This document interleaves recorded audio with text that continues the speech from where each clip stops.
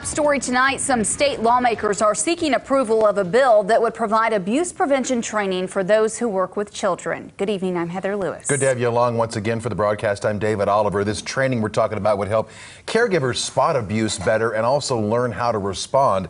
Keller 10's Nija McDonald spoke with local experts on how abuse impacts an entire community. David, Heather, if approved, this bill would reestablish a trauma task force, which was terminated back in January. Since the task force was dismantled, organizations in the Ozarks have been trying to pick up where it left off.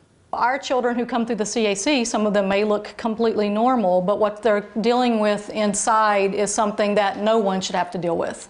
Linda Saturno of the Child Advocacy Center is just one of the many local advocates working to provide trauma education to those who deal with children on a daily basis, which includes providing information on what trauma is, how it affects children, and how to respond to it. These are things that we're talking about that are really go beyond what we normally experience in life. Saturno says the negative side effects of child abuse impacts an entire community, adding the importance of an all-hands-on-deck approach when working to prevent child abuse.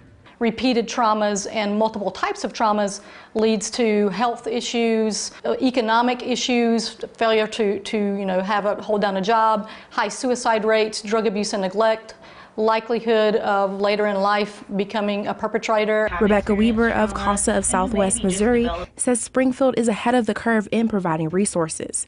However, she says, unfortunately, child abuse continues to occur. Regardless of what your role is in the community, if you're working with kids, you have to know what trauma does and how to respond to it. It affects really every piece of a child's life. Over 73,000 statewide child abuse incidents were reported last year. Nija McDonald, Ozarks First. Now, if the task force is reestablished, people looking for help would have more access to prevention and response services. The task force would streamline trauma education and work to provide these services throughout the state.